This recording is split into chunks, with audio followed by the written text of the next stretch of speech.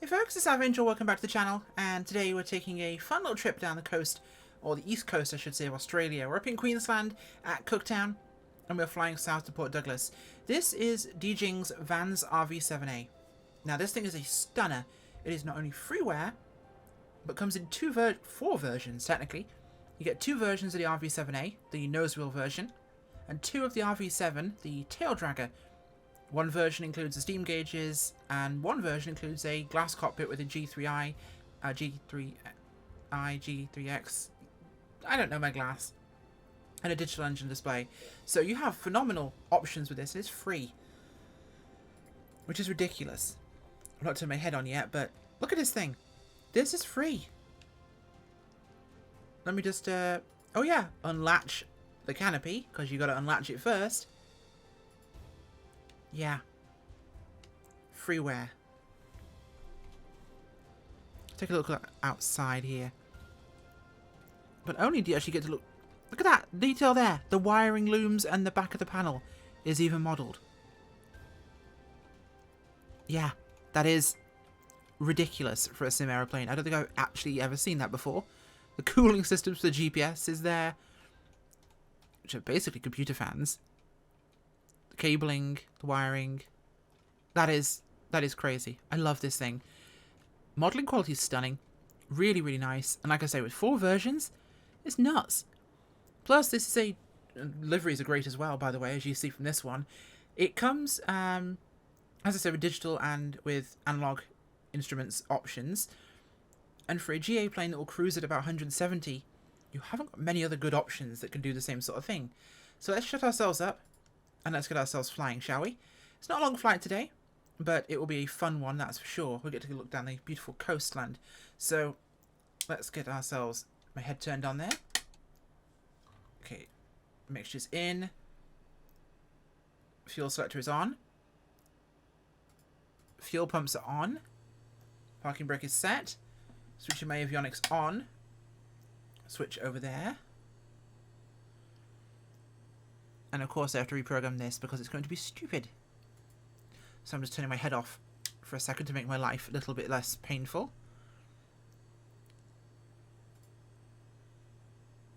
Okay, right, we're looking for Y, C, B, Y. Yankee Charlie, Bravo, Yankee. Port Douglas. There we go, B... Y. Oh, wrong way. Daintree Airport, Port Douglas. That's the one we want. Set that up, and let's set ourselves a VFR spawn code. Excellent. I think we're good to go. So my head is set up and running now. Let's get ourselves started. So crack the throttle here a little bit. Clear prop.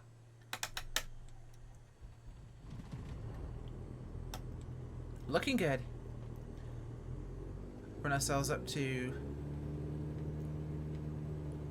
2000 RPM.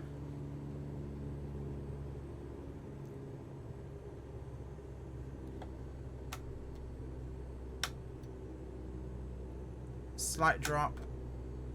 No drop at all. We're good. Okay, let's get ourselves taxied out and get ourselves going here. Winds right now are only 1 to 3 knots from 150. Which is super calm.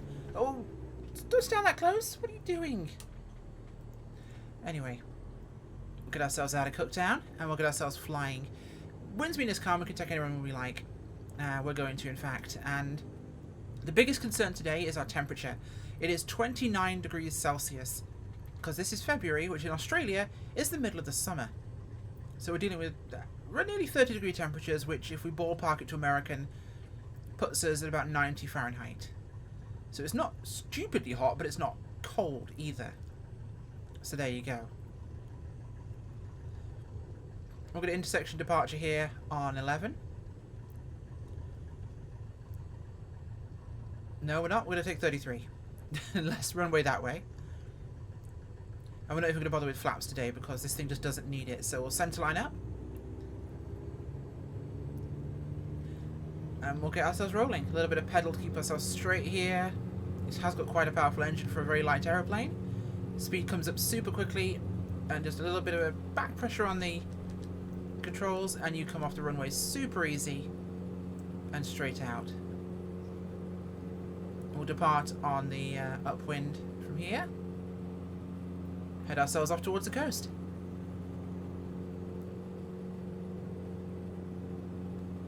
Climb performance is crazy. Look at this thing. Nearly 2,000 feet per minute climb. One thing I will have to do though is pull my power back significantly. We're dropping back to 25 inches already. And 25 square on the RPM. I'll explain why temperature makes a huge difference in your power settings in a moment, once we get ourselves on course. So, got the river below us there. As we fly over gorgeous Aussie countryside.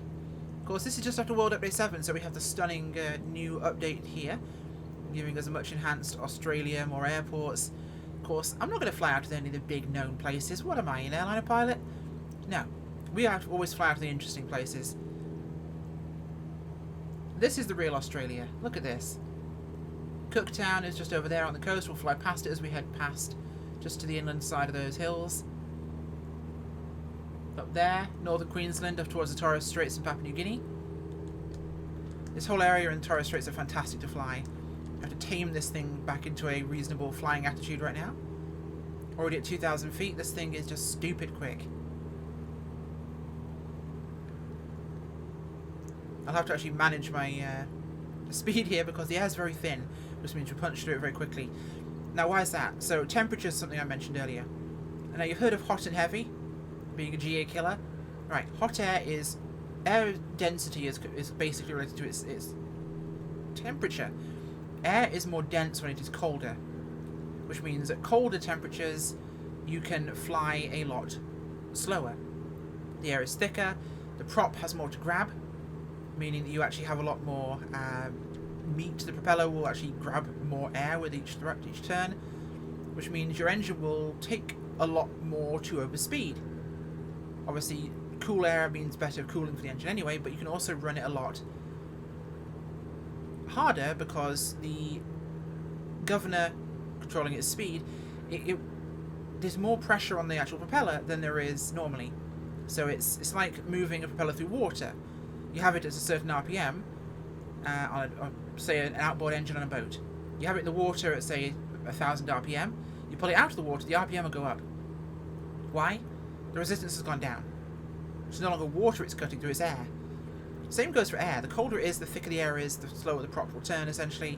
The more lift you'll get from the wings because the air is thicker. The hotter it is, the thinner the air is, which means that if I do this, I am banging off the red line. Super, super hard. Now, look at this. 25 RPM. 2,500 on the RPM. And I'm at 25 inches on the manifold, so we're squared off right now. Now, as I pull back here, look how low I have to go to get an RPM drop. Okay, we're starting to just about get one, passing through 20.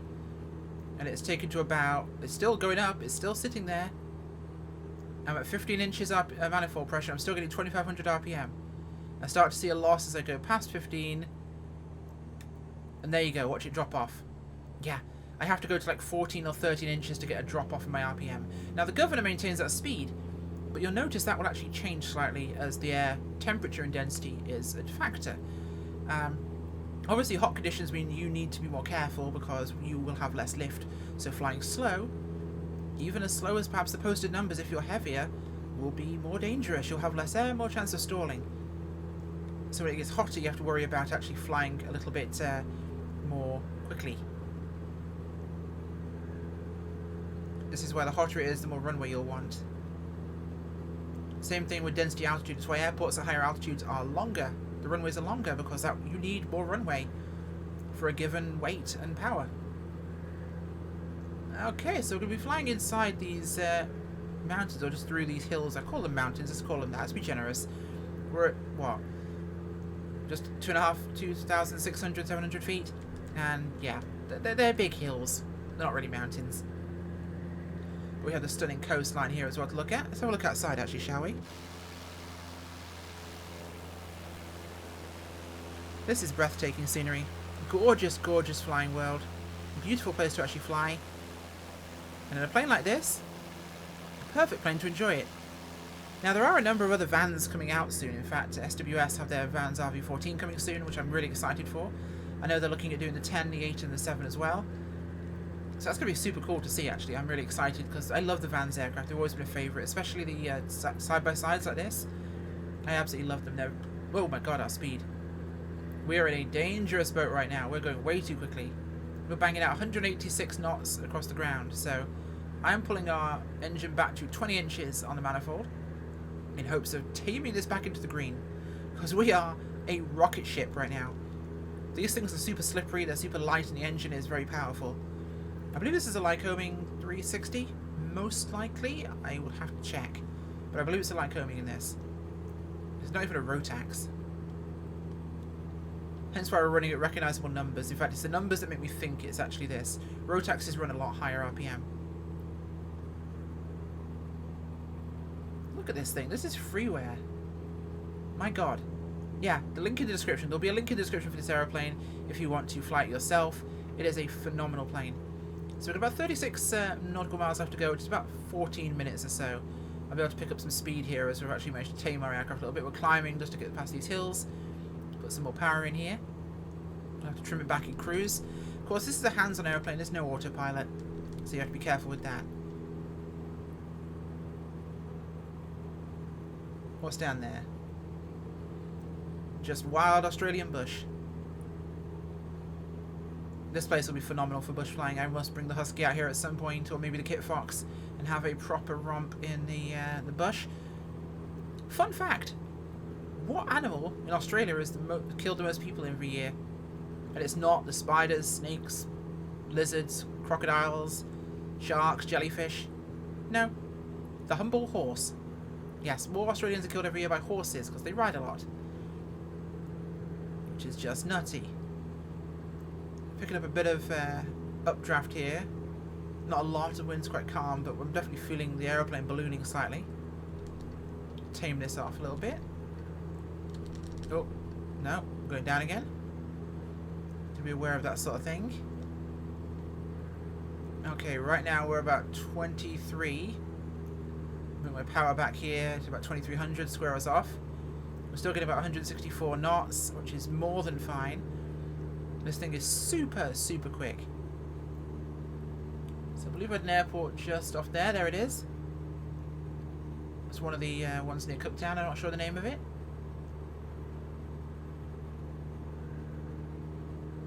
Just over there on the right. I feel like I shout at the side of my mouth whenever I'm flying and turning my head super far sideways. But I love this thing so much. It is a fun little plane to fly. And being free, it's just ridiculous. I feel like I've ripped the guy off. Like, this is a free aeroplane. Go download it. It's a phenomenal aircraft with variations to suit everybody's tastes. I love this thing. It's crazy. Okay.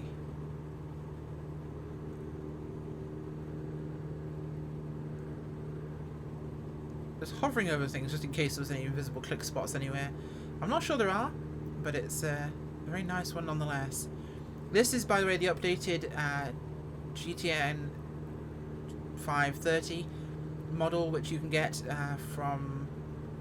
It's on GitHub, I'm not sure where it's from. One of the forums have it, but it's an upgrade model for the existing GPS units in the sim. So you actually get more of the real functionality from the Garmin units. We'll just fly this way towards the coast a little bit, follow this road through the valley. Pop down the coastline a little bit.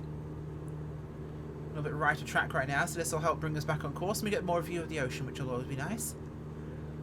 As I mentioned earlier, this is Queensland, so we're on the northern tip of Australia here. The one thing we have to be worried about out here is drop bears, or koalas for those non-Aussies around. I have a number of Australian friends and they tell me the terrible tales of the evil drop bears. Although I can safely say this year, for those of you who aren't down there, this year Australia is not on fire, they're just flooding. It's their new favourite hobby, flood. And up and down here like crazy. This thing's very pitch sensitive, I will say. But it's such a sporty aeroplane. You'll find when you're actually on approach, it is super hard to slow it down. It is an incredibly slippery aeroplane. I'm going to try and see if I can get it down towards the bottom end of its approach speed here, but it might be a bit hot for that, so we'll try and be considerate of that. About 9 minutes left on our journey here. Coming down towards Port Douglas. 26 miles, so we'll just be behind those hills, I suspect. But it's one of the things that makes it such a fun touring aeroplane. My fuel pumps are still on. I can turn those off, actually. We've not needed those since we topped out our climb, really. I'll put it back on before we land.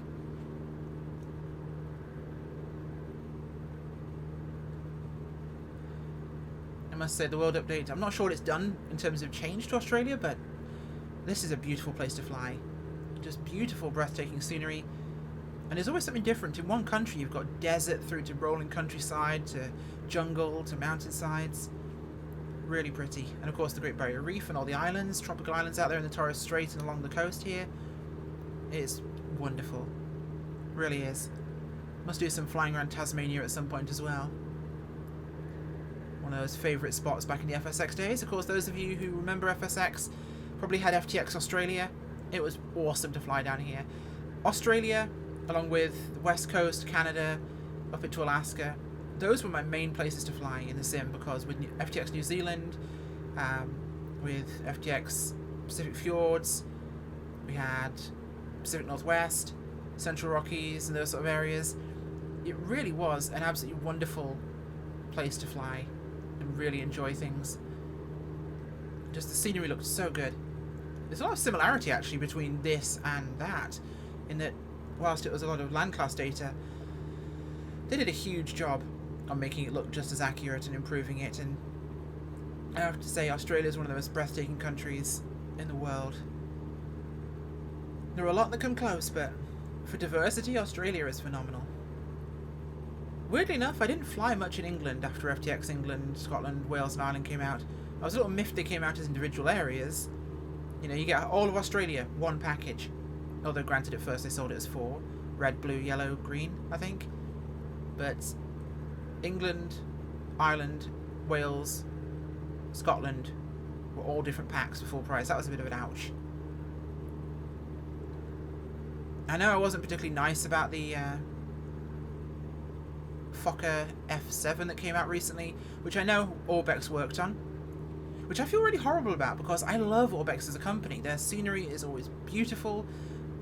I've loved a couple of aircraft they put out in the past. They've always done phenomenal work, and it's been really, really nice. Look at that beautiful river mouth down there. Let's roll her over, give us some pedal to keep ourselves not from turning, so we can bank and look down. Oh, that's gorgeous. Let's level out here and actually... Oh, we're diving. I'll have to go back in the cockpit soon, but that is... I love looking at the Australian countryside. Let's pull our nose up here. Not quite sure what angle we're actually at, but it'll do. There we go. Well, we're climbing again. So we're only about 6 minutes out, so we aren't far away now. We should be just behind this ridge line. 17 miles. So this is how fast this plane will go. It's stupid. I quit banging off 170 right now, and I'm at 23 inches on the manifold. We're good on altitude for these hills. Just about 3,500 should do us just fine. But I felt really bad not liking that aeroplane. Not sure if they were rushed or if Asobo had a huge hand in it, outside of the actual modelling perhaps, but it just didn't feel up to their standard. I think I was more disappointed compared to what they do otherwise, was my main complaint. And I was looking forward to it as well. It was one I was really keen to see. A lot of versions, but just a little bit lackluster, I think. Alright, I'll point between these two ridges up ahead. Should put us in a good position. You'll note here I'm aiming to fly along the left side of this. Now, it's not a classic valley up in Alaska or Canada, but it's good etiquette in the mountains to fly along one side of the valley. Now, it's not in case somebody's coming the other way in an aeroplane. There's no left or right side you should stick to, but if you end up in an actual valley and have to turn around because you run out of altitude, if you're over to one side, you have far more room to turn around than if you're up the middle. If you're up the middle, you have to either go out into a big keyhole type shape, or You just don't have the room when you hit terrain. So it's always good etiquette as we get a bit of chop here, actually, off the terrain. Coastal winds coming in and bouncing us around a little bit here.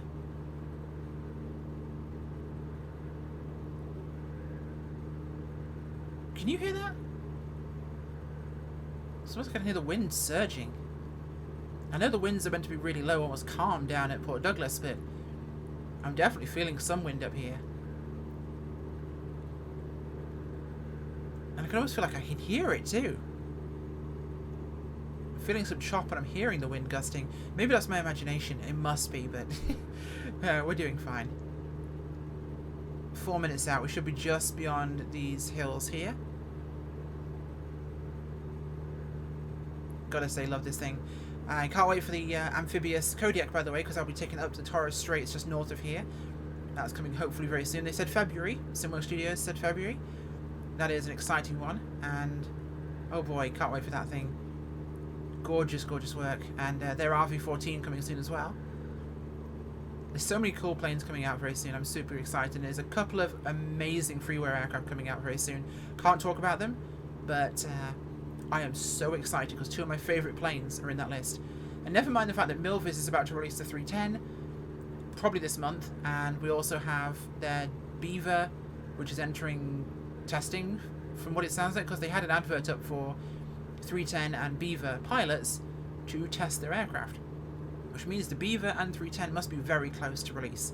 They've also announced they're doing the Turbo Beaver and the Otter and Turbo Otters as well, all of which I'm going to have to buy because I love those planes. Those are some of my favourite aircraft to fly. I want them. Oh god, it's going to get so expensive.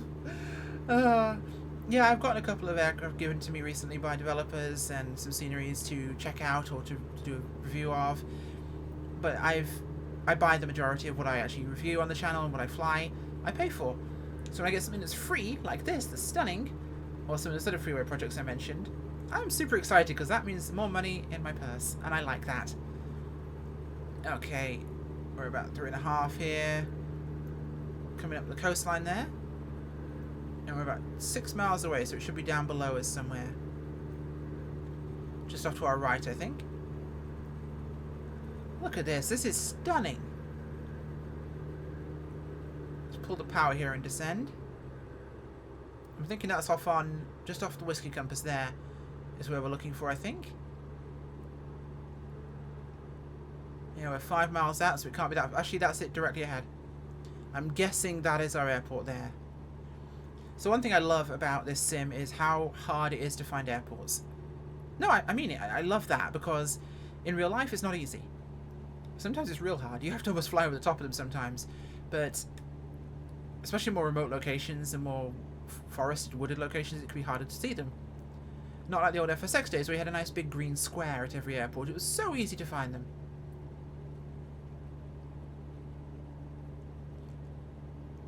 Alright. We are almost headed to the wind right now, which is not going to be phenomenal for our ability to actually land into the wind, but given that it's about 1 to 3 knots based on my last look at the METARs at Port Douglas, that ain't a problem. However, I don't want to come in over that hill. So I'm going to come in entering pattern on base here because that's going to be our runway right ahead of us. And I'm going to want to come in here, kill some speed over the beach area here. And I'm going to bring us straight down onto final for 21 over there.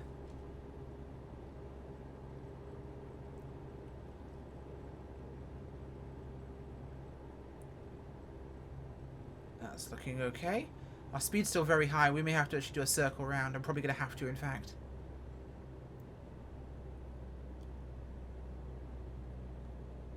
It looks like we have grass as well. Oh boy. This will be more fun.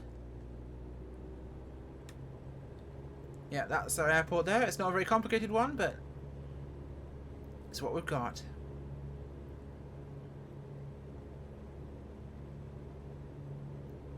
It looks to be uphill as well. Abort opportunities are going to be interesting for this, especially with how hot it is. Unless I'm cracked out of my mind and I'm not at the right place.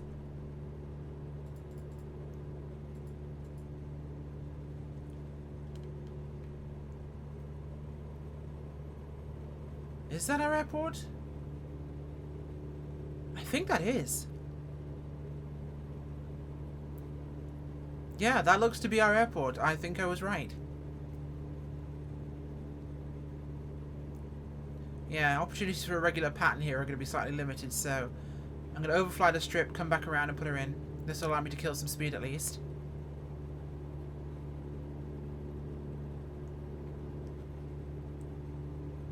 What's the approach like? Got trees on the approach there. Good clearance through the side. Should be no problem. I mean, the Van's definitely more of the plush side of the kit plane. Our gear isn't that big or brutish, but this is a very light aeroplane, so we should be fine. I just don't like my opportunities to abort with that hill in front of the runway. Yeah, that's what we've got to deal with today. Looks like I get my bit of bush flying in after all, huh? Okay. Let's bring her around here. Bush rules apply now. Yeah, big tuft of trees there on the approach, so I'm probably going to come in at a slight angle actually. You see there, that big growth of trees? This can't be used very often because that growth of trees is pretty huge there. And that's dead on your approach. You'd have to come in at an angle like that, which is really steep. So I'm going to side it on at an angle and bring her in straight. That's something you have to do sometimes backcountry flying, is think about how you're going to approach the runway. It's not always just a case of GA box pattern straight in. Let's bring her out wider here and bring my speed down now. I need to kill that speed off. This up to full. Fuel pumps on. Kill some of this speed off. Pull a skidding turn here to turn tighter and kill some speed. So I'm ruddering to the outside here, which means my upper wing is at a higher angle of attack. It's further back. If I stall, I'll roll level. If I stalled, do a coordinated turn, hot and heavy, I'd go whee and spin in. So I'm going to go past the runway, come in at a slight angle, and then slip it onto the final. So get some flaps in. We're still pretty high up, but we're killing our speed nicely here.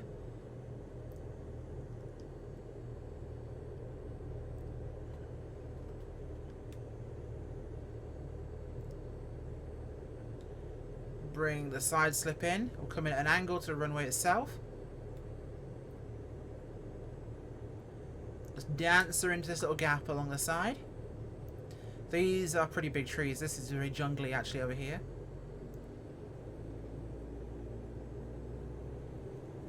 Gotta watch the treetops here. All of this is really tall.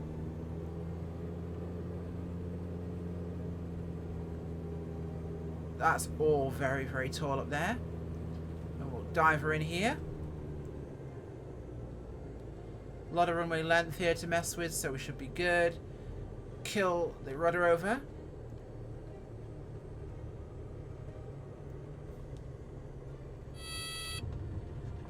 Touchdown.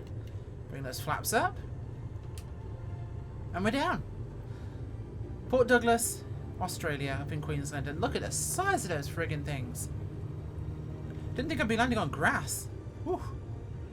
This definitely made things a little bit spicier.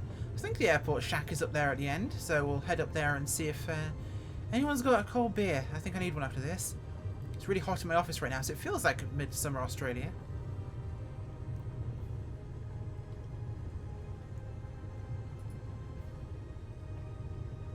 Pretty sure I saw a shack up there. Is that what I see over there in the trees? Can't even tell. This is a really long runway as well, which makes life a little bit more interesting. No. I thought I saw a shack from the air. Guess I didn't. Unless I see something over there in the trees. There's a road here. Yes, there is. Okay. Maybe it's just behind these trees? You better have beer. There's a shack. Okay. Random hangar building in the jungle. I love this game sometimes, I swear.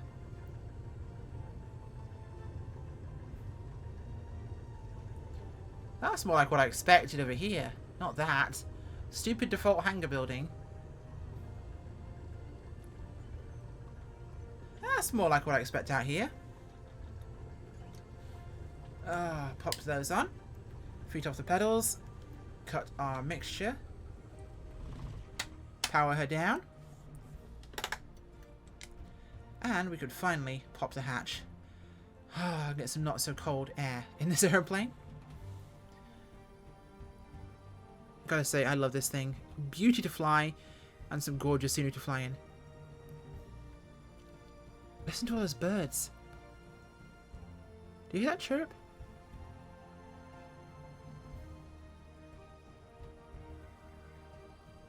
Oh, the ambience is so good. Well, folks, hopefully you enjoyed the trip. And Australia, lots of fun to fly in, not just the big airports. I will see you all soon. Bye.